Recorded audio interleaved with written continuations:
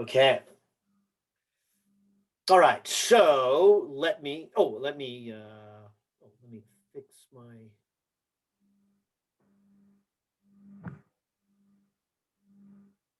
laptop there so I can see things. Okay, good. Now let me do a screen share to my phone.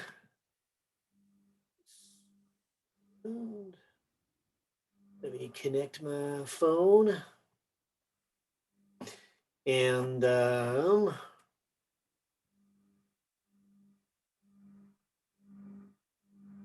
hey.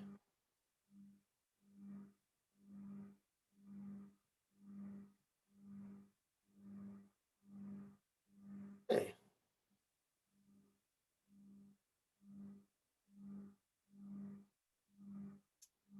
Well, when I rebooted things, thinking that would make it better. Oh, there it goes. Okay. Okay, now it found my laptop. Okay, good. Now let's see if we can connect. Aha! That looked good. All right. There you go. Yeah, good. Well, hopefully it's a little more stable. I guess we'll soon discover here. Okay, so let me scroll down. See, we were doing chapter 19. So let me go down to 20. Here we go. 20, number 39. 39. Oh, yeah. Actually, all of these on this page with there's uh, a phrase that you've heard me use. I like to use on these. There's always a step in here where you got to really make sure you're reading the map, and you really have to make sure you know what is going on. This one is a conduction problem. No, I'll just read it here. It says a bar of gold, Au, is in thermal contact with a bar of silver. Okay, it's of the same length and the same area, and I'll say cross-sectional area. Now, one end of this compound bar is maintained at 80 degrees. So in their picture, they've got something that looks like this. This one on the left is the gold, and the one on the right is the silver. And whatever is over here, they say it's maintained at 80 degrees Celsius. Who knows what it is? Maybe it's just a hot water, like a coffee pot. Many coffee pots are 80 degrees. In fact, you guys start the thermodynamics labs this week. You'll see that in that lab and many other ones coming up, I have this coffee pot, this hot water coffee pot. We like to use it if we're not trying to make it as hot as boiling, but we're trying to get it hot. Anyways, it's around 80 degrees, and I actually measure it there. And you guys have to calculate what it comes out to be. Anyways, but for some reason that is at 80, and then the other side, for whatever reason, is held at 30 degrees, which maybe this is the outside temperature or something. Anyways, so there is some metal bar connecting it. Now, I think this part above and below the bar is to kind of say that the heat energy transfers along this compound bar, but it can't escape anywhere else. Maybe I should keep reading the whole problem. It says one end of the compound bar is maintained at 80 degrees, the opposite at 30 degrees. When the energy transfer reaches steady state, what is the temperature at the junction? All right, so there's a junction halfway between. And what they're trying to say here is energy is flowing.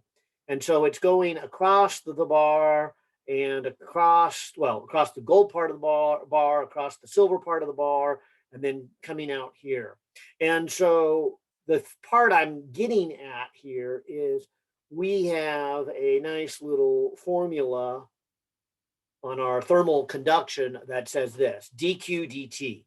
So Q is the heat energy, and so this is the rate at which heat energy is flowing. And there is some important factors here. The first one is what we call the thermal conductivity of that bar, the K. The other one is the area, kind of makes sense that, this is basically how much would flow for a given area. So if you multiply by area, this is the total that is flowing. But there's another piece here, which we call the temperature gradient or the temperature difference.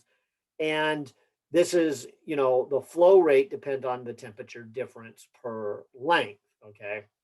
Now, technically, there needs to be a negative sign here since we want the energy to flow from high temperature to low temperature. So if the gradient is from high to low, the energy flows. I mean, if the gradient would be positive from low to high.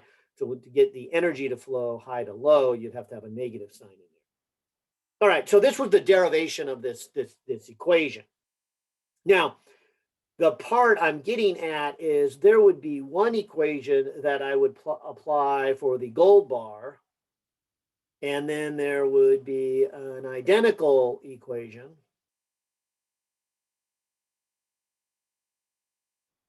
that I would apply for the silver bar.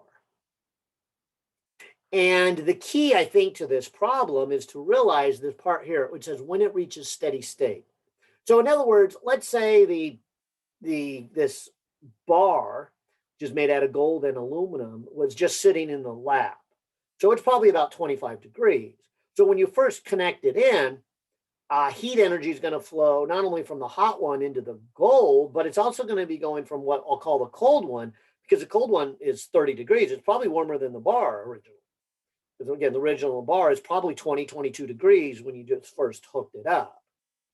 Now, after a while, this will warm up to 30 degrees and nothing more will be flowing in, and it'll keep flowing this way. Eventually, though, what's going to end up happening is the energy is going to be flowing, and then the temperature is going to be established where it's a decrease from 80 down to 30.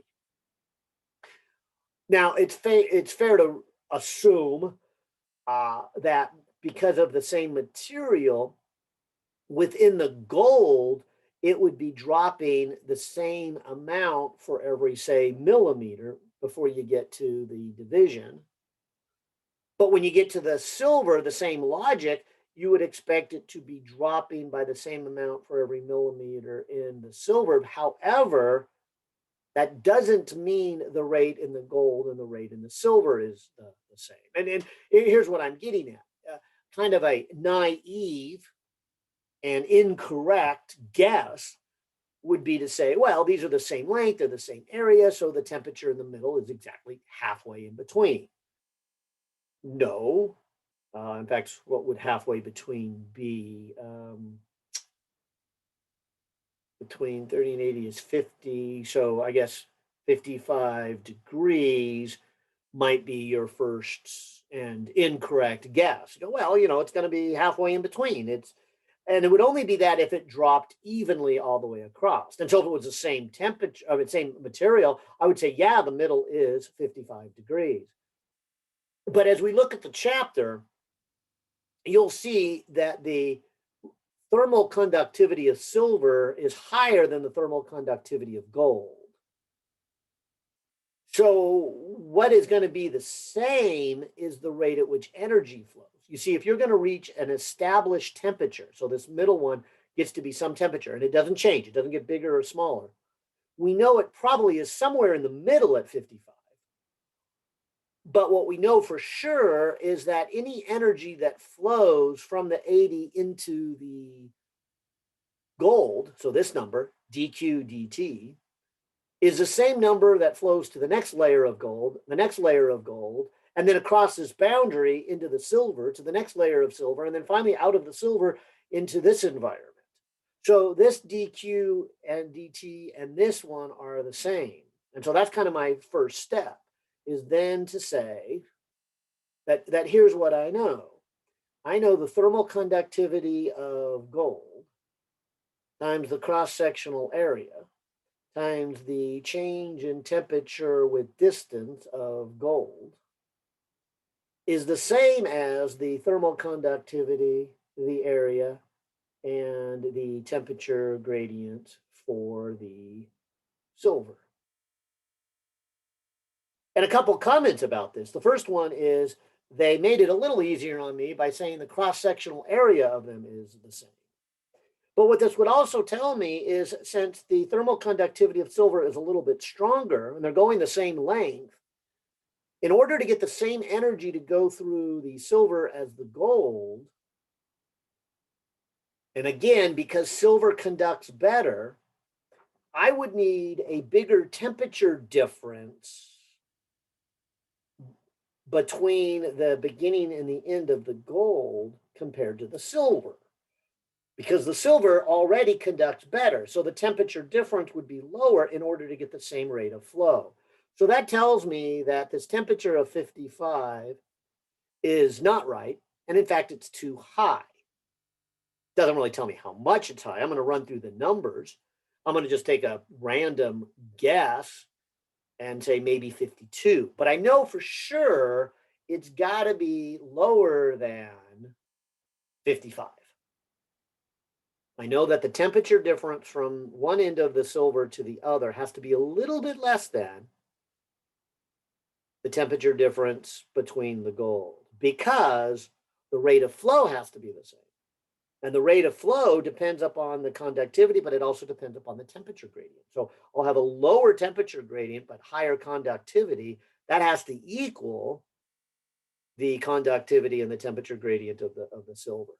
So I'm just kind of reading the math and saying, I bet the temperature somewhere around 50, 52. I really don't know how much below 55, but I know it's got to be below 55. And I know that both of these conduct pretty good. Silver really good and gold pretty good. So that's why I didn't do it very much. I can probably do a better guess if I look up these numbers, which I will in a minute. But I'm just going to just off the top of my head say 52 and then point out that I just know for sure it's not 55. And I know for sure it's under 55. And it's under 55 by the same percentage that this is a better conductor than that one. That's what this is telling me. So hopefully what you got here is that you realize what these are. That's what I meant earlier in this when I started, and so make sure you read the math. This dq dt, you have to kind of understand what that means in order to do this problem, because I'm setting them equal to each other, and you need a justification of why I'm setting them equal. And it's really this conservation of energy. It's really this, hey, this is what the energy does. Okay, so that was a big step, setting those equal to each other. And then, of course, like I said, the cross-sectional areas were the same for us. Okay, now I probably need to do this also. Let me leave this K for the gold alone. But this is the temperature difference per unit of length. Now, technically, this is a derivative. This is a small temperature difference over a small length. But for the same material, we could say, and the same cross-sectional area, we can say that it changes the same amount. So what I can do, and maybe I'll write it up here at the top, is I'm trying to say that a small temperature difference over a small length would be the same as a big temperature difference over a bigger length, as long as you're within the same material. All right, so that's what I'm going to take advantage of with the gold. I'm going to take from the beginning of the gold to the end of the gold. And I'm going to change my derivative into a slope if they're the same, right? If it's a straight line, it's the same. And so this is one of those things about algebra versus calculus. This is the algebra, this is the calculus. And if you have a nice evenly straight line, they're the same. The derivative is the slope. And of course, if it is a constantly changing value, it is just a straight line. So the slope and the slope over a long distance is the same as the derivative at any point along that line. All right, so I'm going to take advantage of that. I'm going to say, okay, this is 80 minus the temperature at this junction. And I'll just then put a little symbol here. Let's call that T. So that's the change in temperature across or from beginning to end of the piece of gold. And I don't think they said how long it is. And they just say same length. So I'm just going to say, call it L. Well, the reason it's not relevant, the same reason that the area isn't relevant, they will cross out on each side. So over here, I'd get the thermal conductivity of silver. And then I would have a temperature gradient. That would be this T minus the 30 over L. And the L would cancel out. And so now I have the equation that I need. I have one that has the temperature at the junction. And so the 80 minus the T is the temperature difference between the gold, and the T minus the 30 is the temperature of the silver. And so now I can look these up. So now I got to jump over to the textbook here. And let's see, I need to go to chapter 20 first. Okay, here's chapter 20. Table 1, I think, is the specific heats. Table 2, I think, is the latent heats. Yeah. I'm looking for, I think it's table 3. Yeah, found it. Okay. So table 3, or Google it, whichever you want, says what's the thermal conductivity. And let me just scan, where is gold? Aluminum, copper, gold. There's gold. So gold is 314 watts for each meter, each degree Celsius. And this would be 80 minus 80 degrees Celsius minus the temperature. Now, silver, the bottom, is 427. So sure enough, silver conducts a little bit better. It would conduct at a rate of 427 watts if it traveled a distance of 1 meter through a rod that had 1 square meter that had a temperature difference of 1 degree Celsius. And as far as units go, as long as they were the same units for the silver and the gold, they would just cancel off. And so let me just write this as 80 minus T. I'll grab a calculator and take my 427 over my 314, and I get 1.36. And then this would be T minus 30. So if I do a distributive property, this would be 1.36 and bring this over. So 2.36. And then this 1.36 times 30. Now technically negative, so that'd be negative 40.8. But when I bring it to this side, it's plus. And so then I add it to the 80. And so this is 120.8. Oh, I forgot my T over here. So finally, I can take that and divide it. Oops, not by that one. Divide it by 2.36, and I get a temperature of 51.2 degrees Celsius. So definitely, as I guessed here, less than the 55. And my 52 wasn't a bad guess, actually, but I wasn't real sure what these ratios were. So I knew they were kind of close. So I guessed the 52. Got something close. Yay. Hopefully that makes sense. Oh, and I suppose I should even check. Let's see. I had the solutions for 19. Let me switch that to 20. Go to 39. Let's see if we are in agreement with the book. The book got 51.2. Good. Yep, that's right. Good. Thank you. Aha. My pleasure. That was a fun one. Wasn't too hard. Little thermal conductivity. Yeah, I think these conductivity ones, the radiation ones, that last page are a little challenging. So the rest of you listening to this video, be forewarned, I guess, but I wouldn't, it might be a while before you get there. Make sure you wrap up 19 this week if you hadn't, and probably should take a deep dive into 22. I mean, 20 also, not 22, but 20 also, because the last ones on 20 can get a little tricky here. So, and I think 19 for the most part, I could be wrong here, but I think you've seen a lot of that stuff before, PV equals nRT, and so it's a good place to get started. You've seen it in your chemistry class, maybe high school physics or chemistry. But we start to do new things. And then half of 20 is, the specific heat, the latent heat, probably stuff you've seen before too. But then we start getting into the work and the energy and the thermal conductivity and the thermal radiation. So the second half of 20 is new stuff.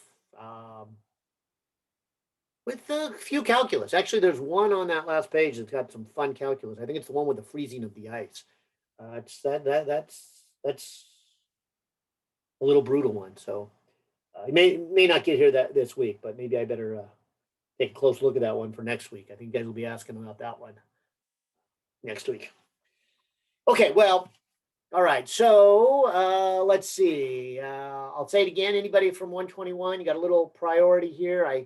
I'm suspecting not. I sent out quite a few videos for you 121 people, and oh yeah, go ahead. I had a quick question. It's kind of about 121. It's not an example though. Oh, okay. Well, go ahead. So I was curious, do you have any online like free versions of textbooks that you would recommend for this class? Because I know I do like the one that we use. I'm in Folsom's class. He does like the open. Yeah, the OpenStax. Yeah. Yeah, OpenStax, which I enjoy, but I was kind of looking to see if there were any other options out there that you knew. Yes. Here, let me send some. We have a license for you guys for one. I'm gonna put it in the. Thank you. And I watch your lectures as well. So then I was looking at like the examples you were doing. If maybe you had like, is that the one you still use in class, like the ones you have in the videos, or? Yes. Because I would even love just that one, because I know I'm following your lectures pretty closely. So. Okay, good. Yeah, that's what I was going to say. For extra help, did you get my? It was a couple of days ago. I sent out.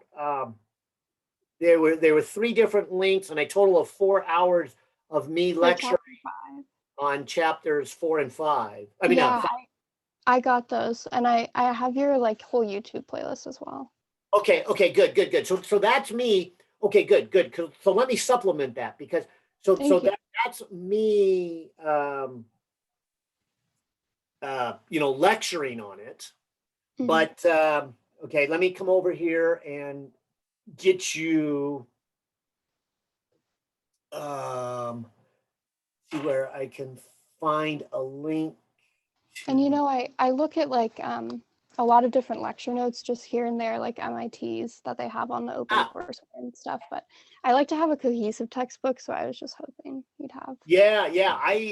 And so the one I'm using in the lecture, it's called Survey, and I think it's really good. And we have a license for it. And I'm gonna send that to you if I can find the crazy thing. Thank you. And if you can't find it right now, that's okay. I mean. Yeah. No. I'm gonna find it. Just a matter of a couple of clicks here. Okay, so. I know but you like this book one itself isn't too expensive on eBay either. So. Oh yeah, if you want to get a hard copy, because yeah. Right.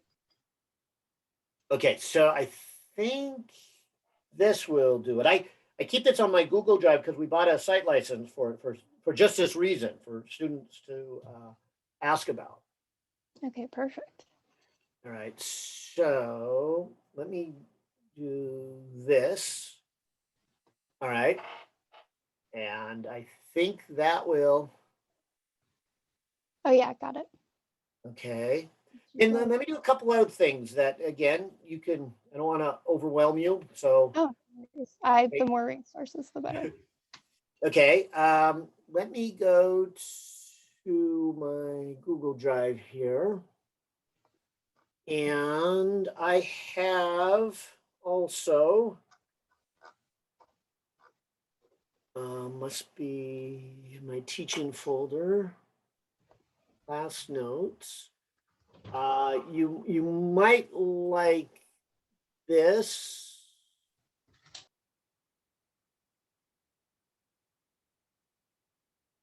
Okay.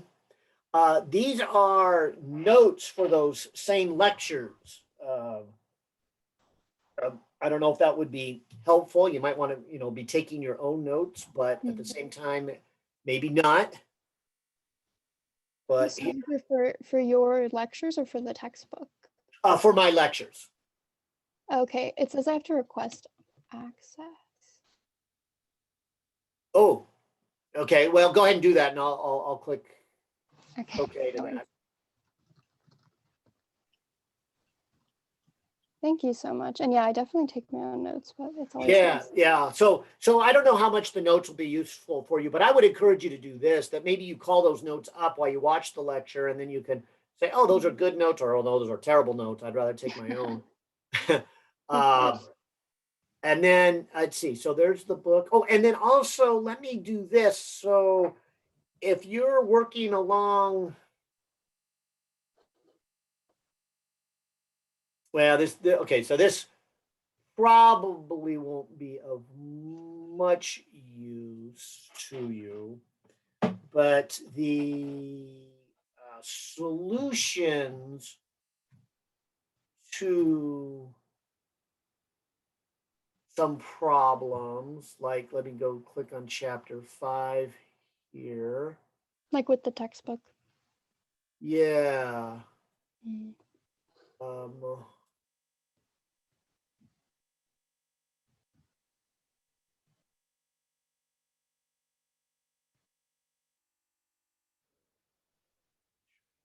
And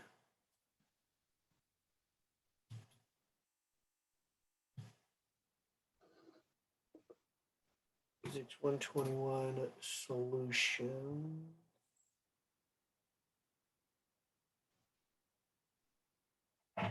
These probably won't serve you well. I'm going to put it in the chat anyways, but No worries. this is some solutions to Oh, the homework that I assign when I'm teaching the class. okay. No, that's lovely. I know Doug does his own. Yeah, he does like five. Yeah, he problems. kind of makes his own there, but I usually assign them out of the book, and then these would be them. And so if you wanted to do the ones out of the book as practice, now that I've given you the book, and then see the solutions worked out, that's how you could do that. But Yeah, absolutely. This is exactly what I was looking for. Really. good. Yeah. Thank you. Thank you so much. My pleasure. But that was my only question. Okay. Okay. Thank you.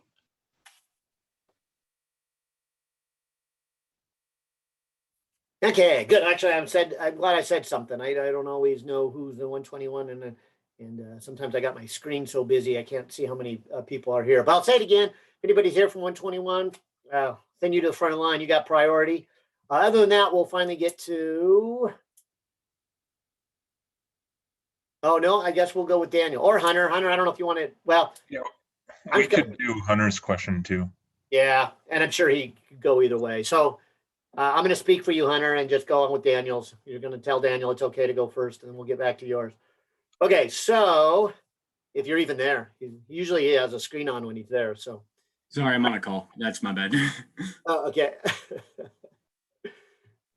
So let me put here chapter 19, number 41. Let me also write it here.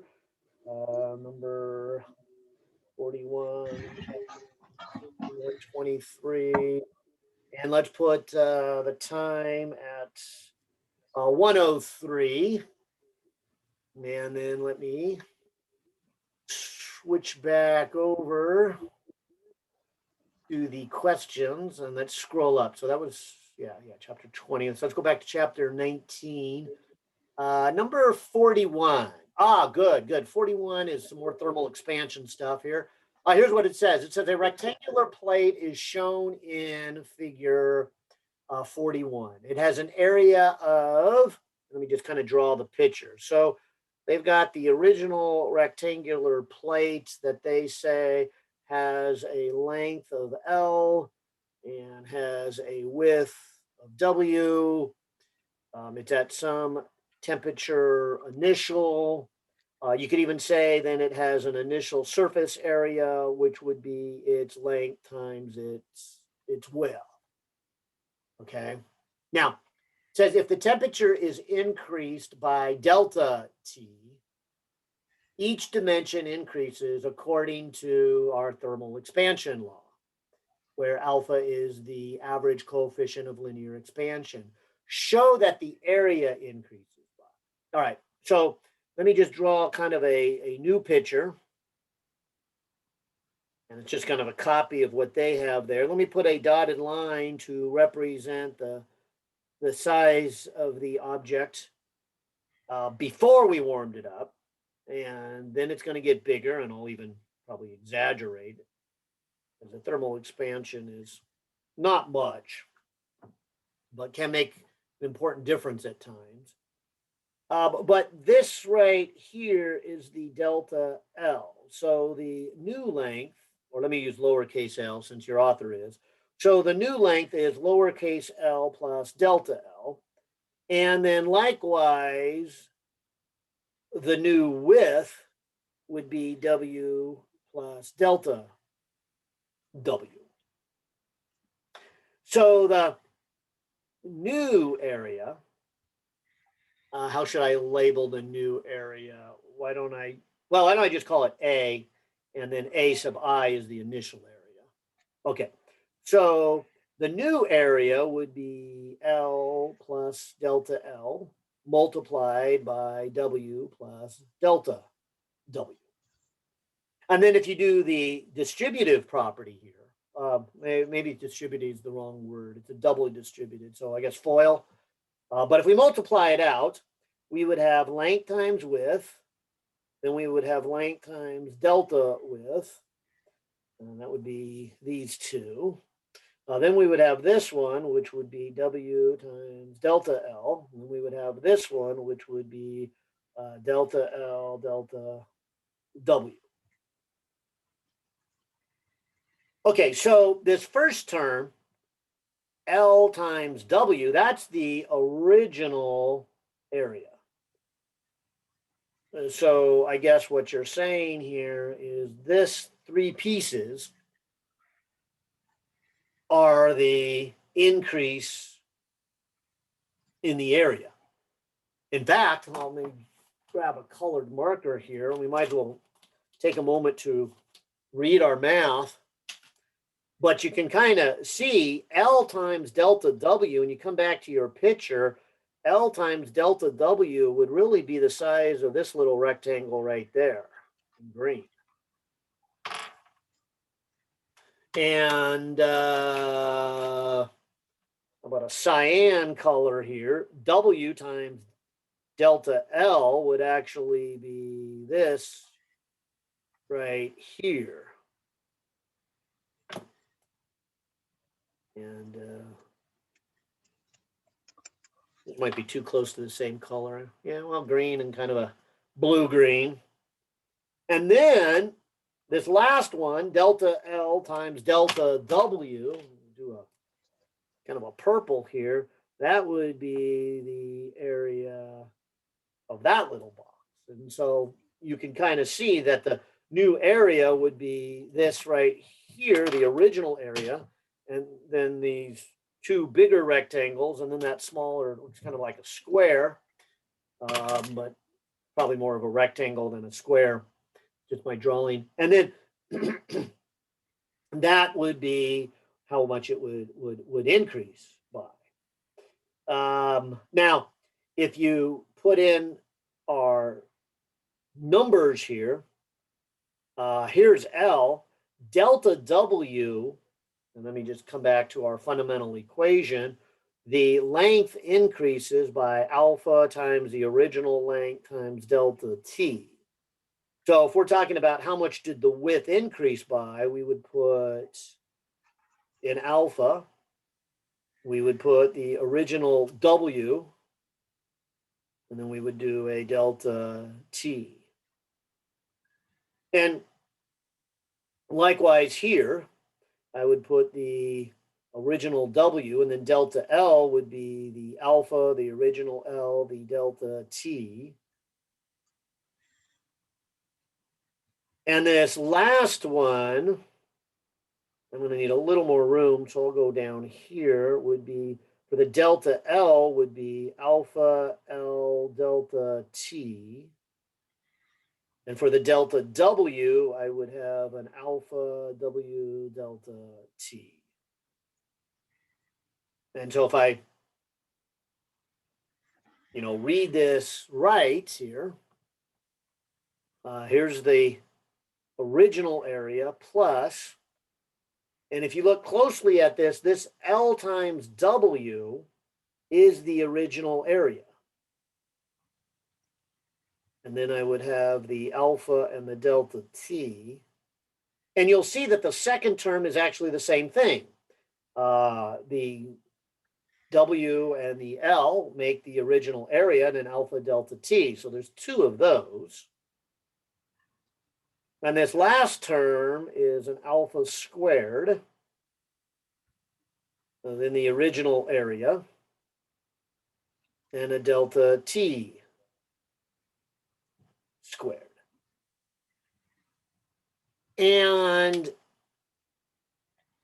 if you look at some of these values of alpha, they're like, alpha is usually something times 10 to the negative 6.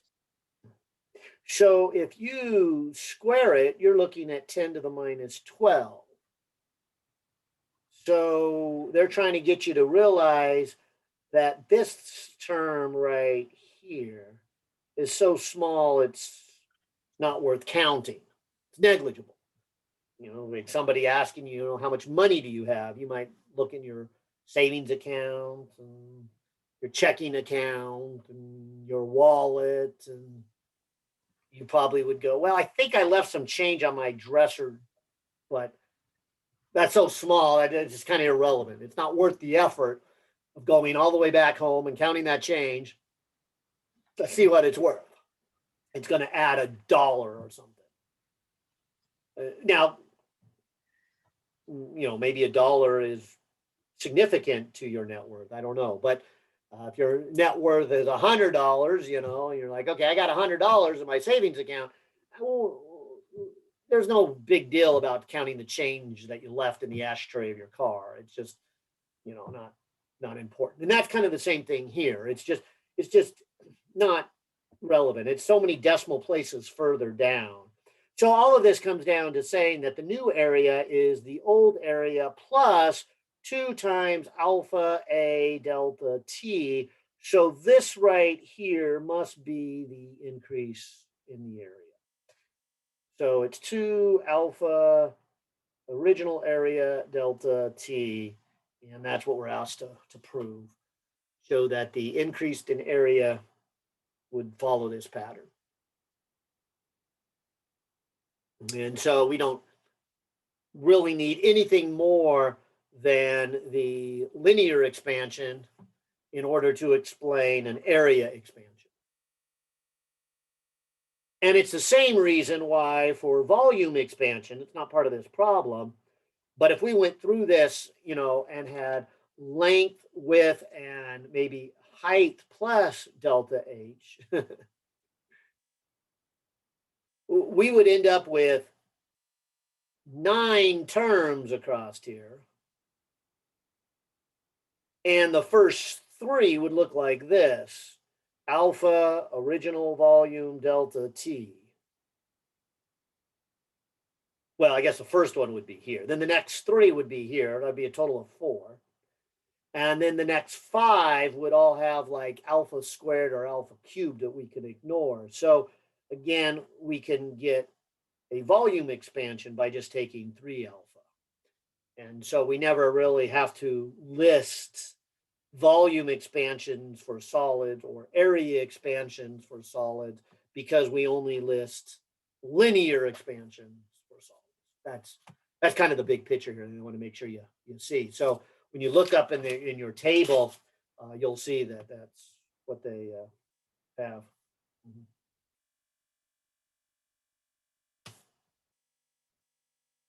Cool. Short and sweet one. All right. Okay, so, all right, Sandra, let's go to your chapter 19, number 54, and at 114. Okay, so chapter 19, number 54. Okay. See what this one has to challenge us with today. All right, so I think I'm in the right chapter. Oh, another cylinder one. You guys, oh, good. Yeah, which one did you ask about? There was a cylinder one you had asked about. Oh, there it is, 38. And a push was coming from a spring. So I'm going to say this kind of fits in that same category. Of course, this time the push comes from some weight. But let me just read it here. It says a cylinder has a 40 centimeter radius and a 50 centimeter depth. And so maybe I'll try to draw a cylinder.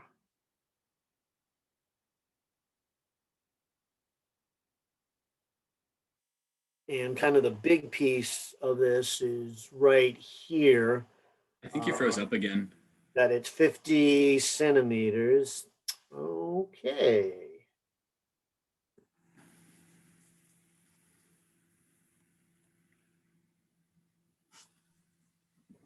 It's always fun when that happens. Oh, I guess other people left. It's just back to me and Hunter, or Hunter and I in Yeah. office hours. I was Yeah, thinking about that, but now the responsibility goes on you guys to ask their questions because everybody else just is waiting for the video to come out. Mhm. They're like, okay, we're going to scan and go, okay, I needed number 42. And they're just going to scan across till I get 42. Mhm. Yeah, we'll be the first set of eyes there. So you guys are the gatekeepers. Well, my phone does not seem to want to find my laptop here in a moment. Technology, woo.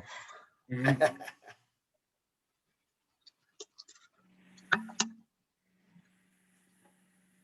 So I'm going to reinitiate it here. Okay, so share phone. Screen share. Aha, now it found the laptop. Okay, good. Now trying to connect.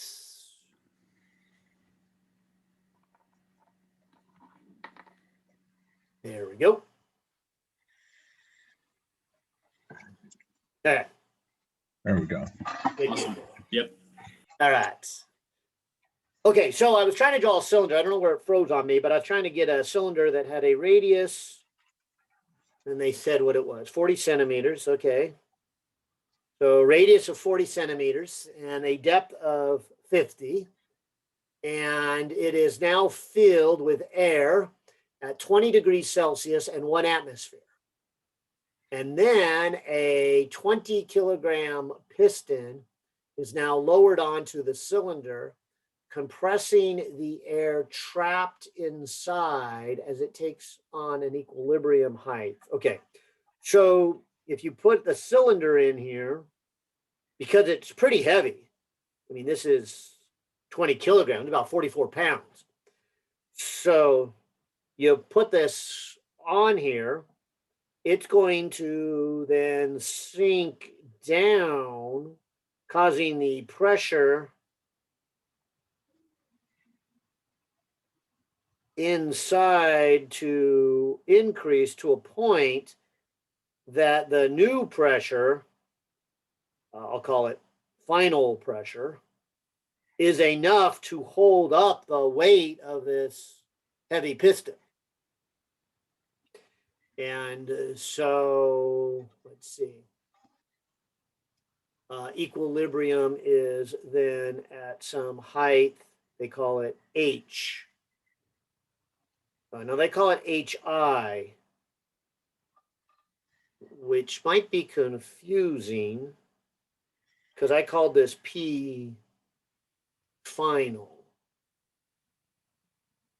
Wouldn't the higher, What? because it's sinking, right? So wouldn't the higher height be HI? That's how I would prefer the label. Oh, you know what? I need to keep reading because then a dog jumps on here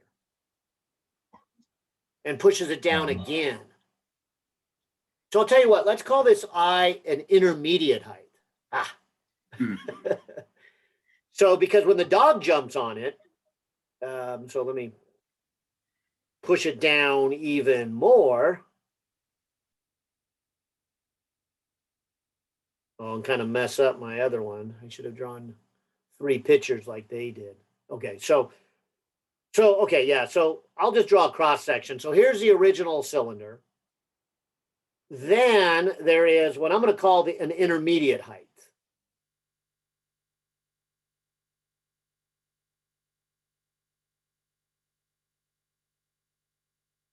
And I think that's one of the questions, find the intermediate height. But then a dog jumps on it, and I haven't read it, but the picture looks like a pretty big dog. I don't know how to draw a dog. 75 kilograms.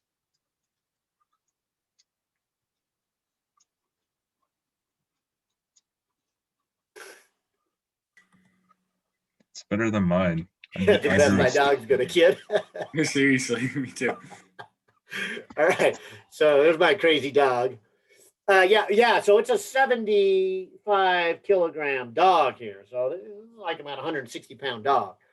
All right, and so that's really gonna shrink it up again, and so now there's going to be some final height. All right. So that's, as you said, the original height is the 50. Then there's an intermediate. Then there's a final. Okay, now making more sense. All right. So finally, a 75 kilogram dog stands on the piston, further compressing the air, which remains at 20 degrees Celsius as shown. Okay. So, and then they list this difference between the intermediate height and the final height as delta H. And that's what they're asking. How far down delta H does the piston move when the dog steps on to it? B, to what temperature? Oh, this will be interesting. Should the gas now be warm to lift the dog? All right, so we could actually then, heat the gases inside, building up pressure, which is going to lift the dog up. Now, all right, but let's hold off on B. Let's just talk about A for a moment. But whether it's what first dawns on me here is whether it's an intermediate height or a final height, I'm basically starting with a container filled with gases, and then I'm going to put a certain weight on top. At first, it's just a little bit of weight. Did I read 20 kilograms? And then later on, it would be a total of 95 kilograms once I have the piston and the dog. And so I guess what I'm trying to say here is I'm going to treat the intermediate and the final really as kind of the same problem. It's just I'm going to put some weights on and find out where new equilibrium is. Okay. And the reason I brought back to your mind one we did earlier, that spring one, number 38, is because I'm going to pretty much do this a lot like I did number 38. Number 38, I did this. I said, let's talk about the initial pressure, the initial volume, that equals the initial number of molecules times R times the initial temperature. And then we do something. In this case, we first just throw a piston on there. So let's just talk about the first step where we just put a 20 kilogram piston on there. And that's going to compress it down. So there's going to be a new pressure. And I kind of hesitate using the symbol final, but let's just do one step. So some equilibrium is reached. So let me just call it final pressure. It would also be then a final volume. That would equal to a final number of molecules, an R, and a final temperature. Now, if you remember in 38, I kind of went into detail a little more about what R is and how we could even avoid deciding what R was. So let me jump to that and just say, look, if you look at this problem, you will see that before the piston is on here and after the piston is on here, and even when the dog's on here, they're saying here that the temperature doesn't change. And they're kind of implying here that the number of molecules doesn't change. So this would say that the initial pressure times the initial volume has to come out to be the same as the final pressure times the final volume. And a little fun history note is this relationship was actually discovered with a guy named Boyle who was playing with this. So we often refer to this as Boyle's law. And Boyle's law then is kind of a subset of something bigger with the ideal gas law. So we don't often talk about Boyle as much as maybe we should, to give him some credit, because he discovered a small subset of something bigger. Anyway, so anytime you have something that the number of molecules and the temperature doesn't change, you have Boyle's law. All right, now let me come back up here because they gave me the initial pressure. What was it? Was it 1 atmosphere? Yeah, it's 1 atmosphere. Okay. And as I mentioned on 38, I'm going to do the same thing here. I prefer to work with pascals. Although for a problem like this, that may not be important. Maybe it is, because I got the weight of it. Yeah, I bet it is going to be important. So I think I need to switch this to pascals. But anytime I start working with anything else that is using energy in joules or weight in newtons, and since we have the piston in kilograms, I'm probably going to get its weight in newtons. I got to have pascals. And then pascals works really well with cubic meters. So the volume of this container would be pi r squared, which they listed as 0.4. They said 40 centimeters, but I'm going to put it as meters. So there's pi r squared, and then a height of 50 centimeters. So that would be the volume of this cylinder. Now, on the other side of the equation,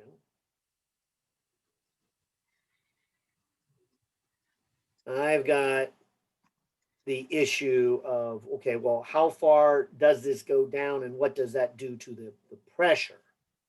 So I'll tell you what, I'm just going to pause on page 1. And I guess I kind of did the same thing back in 38. So hopefully it looks like I'm doing the same thing. I'm going to pause and talk about the pressure of this piston. And to do that, I'm going to do a free body diagram of just the piston.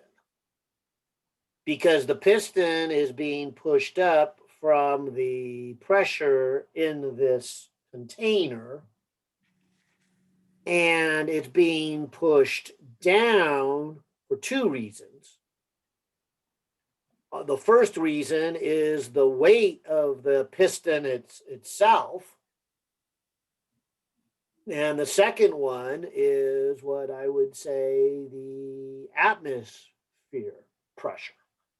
There's molecules pushing down. And that's Would probably the the one weight of the dog easily get be overlooked. considered? Huh? Would the weight of the dog be considered just the weight of the piston itself? Oh, yeah. So at this point, let me not go as far as the dog, but when I redo this with the dog, I'm just going to change the mass here to the mass of the piston and dog. I see. Okay. Yeah. So I don't really see a difference in the problem between, just putting the piston in or putting the dog on the piston. To me, it's just a different weight of the piston. Makes sense. All right. So, but at this point, I really mean just the weight of the piston because I just want to find that what they call the intermediate height, or maybe they mean initial height. I don't know, but I'm just trying to find that height before the dog jumps on. Okay. So again, coming back to physics 121, this is the sum of the forces in the y direction. So what's pushing up would be this final pressure times the area. What's pushing down is the weight. In this case, the weight of just the piston, but later on it'll be piston and dog. And then also what's pushing down is the atmospheric pressure. Let me call it P naught times area. And that has to equal 0. But that gives me a good way of finding the final pressure, because I can move mg and the P naught A over to the right-hand side and then divide by A. So this would be mg over A and P naught. And in fact, if you even pause and think about this equation, it kind of makes sense that the pressure in the container is caused by and is matched by the stuff that's squeezing it. What's squeezing it? Well, the atmosphere and the weight of the piston. So you got weight divided by area for the added pressure. So it's atmospheric pressure plus the object on top. Now, I would even say this one's a little easier than we did in 38, because 38, we could only write the force from that spring with a variable in it. But this one, I can actually get a number. So I'm going to put a number in here. So if the piston is 20 times 9.8, and the area is pi times 0.4 squared, and the original atmospheric pressure is 101,000 pascals, I have 20 times 9.8 divided by a pi divided by 0.4 squared. And so this is about 390 on top of that. So that's not very much. I was thinking 20 kilograms was quite a bit, but I guess because it's spread out, this is a big area. This is, this is a huge radius. This is a circle with a diameter that would be 0.4, almost a meter in diameter. Yeah. So this is a big enough for a dog to jump on. Yeah. Okay. So what is this thing for? I mean, it's Holding like, dogs. it seems like it's a pump, but for yeah. Well, again, just who knows? because when you guys have your lifts and your automotive, that's what's under the ground. This big old container that you have a big surface area, so you don't have to put much pressure. You only need like 30 psi or 40 psi of air to lift up the whole car. So Yeah, this one's for lifting dogs, though. So yeah. It's for changing the oil on a dog. Yep. Yeah, yeah. Who knows? But what I guess I wanted to say here is that wasn't much of a pressure increase, but I thought it would come out to be more. We'll check my answer. I could be going down the wrong road, but so far I don't feel like anything was too unusual. When I first saw it, I was thinking it was unusual, but then I saw how big this area was, and I go, nah, that's not much. Okay, so let me go back to page 1. So going back to page 1, I can then put in right here what the final pressure is. And so now I have 101,690 pascals on this side. And then the volume would again be the pi times the 0.4 squared times that initial height. And so now I can solve for initial height. In fact, I can save myself a little bit of calculator work by recognizing that the area is the same on both sides, and I'll just cancel that off. So this becomes 101,300 divided by 101,690, and then multiplied by the 1/2, and we're talking barely going down. 498. And that's only 2 millimeters. And I am a little concerned about that. Is it only that little? So let me check the solution before I go too far. What number was this? 54? Mhm. Yep. And 54 is an Looks like initial that. height of 49.8 centimeters. Okay. They even put a 1 there. Okay. All right. So it didn't go down by much. So despite me saying 20 kilograms seems like a lot, on that big of a surface area, it's not much pressure. Okay. So yeah, if this is going to go down, we need to put something bigger on it, like a dog here. Okay. But here's what I'm going to say about the dog then, is let me just come back over to here and recalculate what the pressure would be if I put a dog on it. And maybe to keep my thoughts straight, I'll change colors to this, what is this, kind of a dark blue. Okay, so looking here at this equation now, I'm going to put, instead of the 20, let me just check what we said. The dog was 75 and 20. I'm going to put 95 times 9.8 and divide that by pi times 0.4 squared, and then add the original 101,000. So I'm going to just say that this is the same problem. Okay, so 95 times 9.8 divided by pi divided by 0.4 squared gives me about a 1,852 pascals, which still is not much of a pressure increase, even with the dog on there. And so I'm going to add it to the original 101,300. So again, despite my comment that this is a big dog, this piston really is designed for something much bigger than a dog. Okay. All right, so here the pressure goes up, certainly a more noticeable amount. So let me come back over to page 1 and simply say I would have the same thing. I would have this 101,300. The area would cancel off, and I'd have 0.5. And on this side, I'd have the 100 and what do we get? 103,152. And then I would get height, although matching my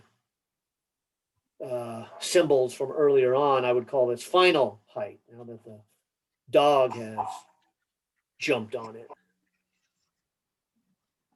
Okay, so if I take my 101,300 divided by the 103,152, 52 and then multiply that by a half, wow. We only get 49 10. So again, this piston hasn't even gone down a whole centimeter yet. Okay. And of course, the question is, what is the difference? So if I subtract them, I get 0.0071 meters, or 7.1 millimeters. Barely go down. This would be fun, actually. This would be fun to jump on and kind of bounce. And It'd be yeah, kind of like those moon boot things that yeah, were around several years ago. It was like you strap them on your feet, and then it gave you like a little bit of a bouncy feeling that you could walk. yeah, yeah, yeah. Okay, so anyways, not much, and I just concerned. I'm gonna check the answer here because just smaller than I would have thought, but yep, they got 7.06. So, all right. So, like I said, this wasn't really designed for worrying about squishing. You know how dogs. This could handle heavy loads. All right, Yeah, now it barely moves. huh? Oh yeah, no, I was just saying, yeah, I'm like, that barely moves at all. Yeah.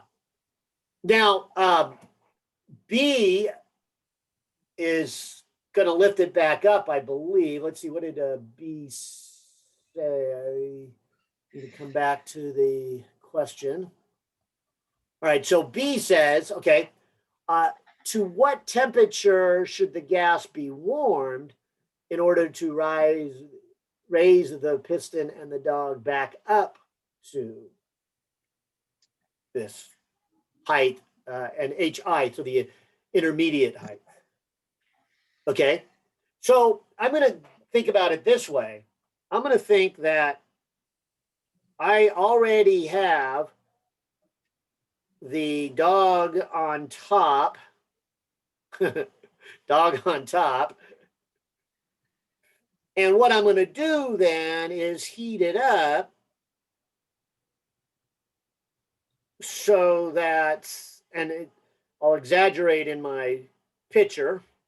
We already said it really doesn't move much, but it goes up and goes back to that intermediate height, which we said was 0.4981. And so I know the starting height of 0.4910 meters. Okay. So in some sense, you might say I'm just kind of starting over with my thinking process. And so let's do this. Let me call this initial and then this final. So if I go pressure initial times volume initial times initial number of molecules times R times initial temperature. But I do the same thing now after I warmed it. So pressure final volume equals initial number of molecules, R, times the final temperature. I'm kind of thinking along the same lines I did on page 1, but here's the difference. On page 1, I said the temperatures stayed the same and the number of molecules stay the same, but the volume and pressure changed. in this scenario, as we lift the dog up, the pressure stays the same. It is always holding up the weight of the piston and the dog. And we even know that pressure, although I'm not going to need it, but we know that pressure then is a constant value of 103,152. Okay. But just so that it fits with what I said in part A and also what I was showing you in problem 38, you should write this with the things that stay the same on one side and the things that change on the other. So in this problem, the volume and temperature are the ones that change. The number of molecules and the pressure does not. Because if you do that same thing here, number of molecules, your R, and your final pressure, you can say that this here is the same as that over there. So you get this relationship. The initial volume over the initial temperature is then equal to final volume over final temperature. I have a question. Why are the initial pressure and the final pressure like basically the same there? Because I'm at this point, Mhm. if I were to do a free body diagram, coming back to Mhm. page 2, it Mhm. would look like this again. I would have the pressure pushing up, and that would have to equal the weight pushing down and the atmosphere pushing down. Okay. So the pressure never really has changed. Now, you might say something like this. You might say, well, for a moment, the pressure has to go up Mhm. because I got to increase the pressure a little bit more in order to get a net force to start the upward process. So I would agree that you have to get a hair more, Mhm. but ultimately you're going to, and that upward movement is going to decrease the pressure. Mhm.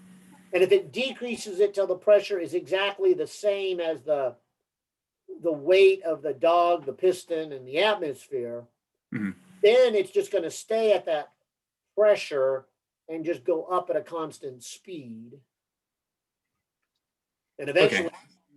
you stop heating it, and the piston goes up too far, and then lowers the pressure, so it falls back down and settles in. But I guess I'm also trying to say is we don't care about the intermediate pressure.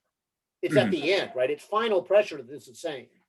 Mhm. At the end of all of this, the final pressure is holding up the weight of the dog, the piston, and the atmosphere. That's the same as it was doing over here. Okay, that makes sense. Yeah, I got stuck on the like, oh, wait, hold on. It needs to increase to push it up, right? But we're good. Yeah. So again, technically you're right. It might have to increase, but at the end of the day, at the end of the Mhm. whole movement, the pressure would have to go back down to be equal to the weight of the dog, the piston, and the air. Mhm. So Cool. not caring about the intermediate pressure. I just want initial and final. Awesome. So at this point, you can see now we have a mathematical relationship between volume and temperature. And so hopefully in your mind, this looks a lot like what we did in part A, where we had a mathematical relationship between pressure and volume. This was Boyle's law. And like I said, it's a subset of the bigger idea of the ideal gas law. There was another person who discovered this. I think it's Charles, but don't quote me on that. So I think a guy named Charles. So I think we call this Charles' law. Boyle's law is a little more popular than Charles' law, but I think a guy named Charles also discovered this. And so again, I would say the same thing, that Charles' law is a subset of something bigger, and we're trying to learn the something bigger.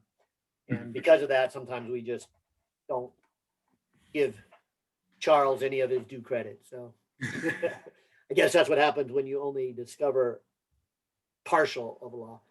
Oh, but as a subnote, it's the reason we call it the ideal gas law, because no one individual found it. It was kind of putting together this relationship, which was discovered by Boyle, and this relationship, which was discovered by Charles. There's another one between pressure and temperature,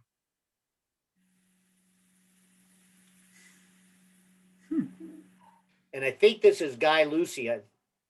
Actually, one of these is Guy Lucy, and the other one is Charles. The one on the left is Charles. Left? Yeah. Okay, that I was one. getting it right. Okay, so that's Charles. Mhm. And then this is Guy Lucy's, and then Boyle's. But when you add number of molecules in here, you have another factor. And then finally, scientists realized these were all subsets of something bigger, and just called it the ideal gas, not knowing who to give credit for. They all kind of contributed equal parts to eventually a bigger picture. All right, so back to this problem here. So, all right, so here is this mathematical connection between volume and temperature. And so let me again take this before we heat it, but the dog's on it as the initial volume. So this would be pi times 0.4 squared times the 0.4910. And so that's the initial volume before we heat it. So its initial temperature, was it 20? Yeah, it was at 20 degrees Celsius. Now it's degrees Celsius. So let me point out the same thing that we commented in 38, that the ideal gas law is derived on the Kelvin scale and only works on the Kelvin scale. So make sure you only put temperatures on the Kelvin scale. So I need to make sure I convert the 20 Celsius into Kelvin. Now, on the other side of the equation, the final volume would be pi times the radius squared, and this new height, 0.4981. We're trying to get back where it was. And finally, we got to this question, and there it is, final temperature. What do we have to get it to? And I suppose, like before, we didn't even have to put in area, because that cancels off. They never really had to give us radius in this one, but it made it easier. So I'm glad they did. Maybe they would have, because I did use it to calculate the pressure. So, but anyways, on this step, it cancels off. So let's see what I get. I guess I'm going to do this. I'm going to put final temperature on the left and bring the 293 over to the right and bring the 0.4910 also to the right.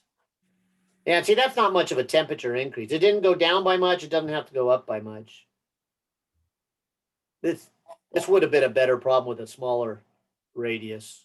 It would have been bigger changes. But all right, concept is still the same. So 0.4981 times 293 divided by 0.4910, and we're looking at about 297.2, and that's Kelvin. And the general idea is to finish the problem in the units that were given. So why don't I finish it in degrees Celsius, since they gave me initial temperature as degrees Celsius. So kind of the unwritten answer is they want it in degrees Celsius. But I would take either one, say for an exam, leave it in Kelvin. But I'm pretty sure if I jump over here to the solution, I'm going to get 24 degrees Celsius. Yeah. Oh, they do both. Oh, actually, no, they actually do Kelvin.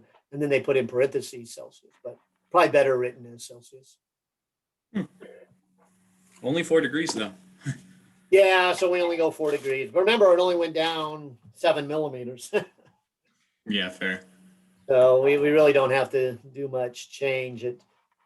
They remember force is pressure times area. So the pressure change was really very small because the area was so big. This was a big piston. The radius 0.4, so it's huge.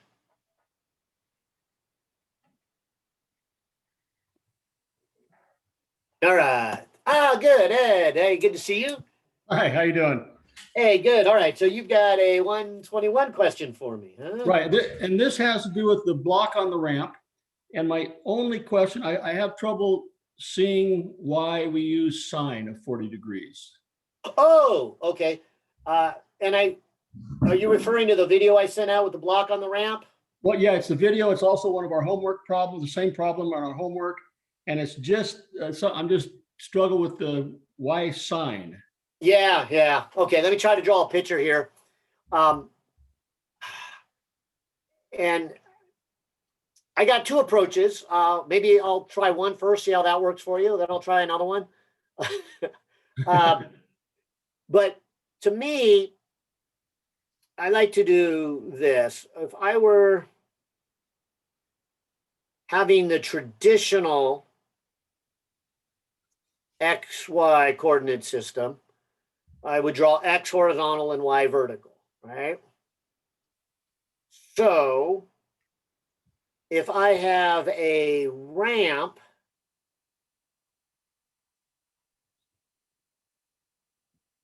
that I've, has some angle theta, Right, in my mind, I kind of imagine this. Let me take a cross here. And I imagine moving it here and then rotating it. mm-hmm. Okay. Right, So if I rotate it, it would look like that. So now the x-axis is along the ramp. right, And that's the goal of this problem, was to get the x-axis along the ramp. right, So if I kind of come back into this picture, what I'm really saying is I'm going to rotate this axis by theta. mm-hmm. So that means I would be rotating the y-axis by theta. Okay. Okay, you That's see what- that? Yeah, sure do. Okay, so now if you see that, then let me draw the ramp again and put the block on the ramp. And so gravity is straight down. Gravity is where the y-axis was before I rotated it. Right, Now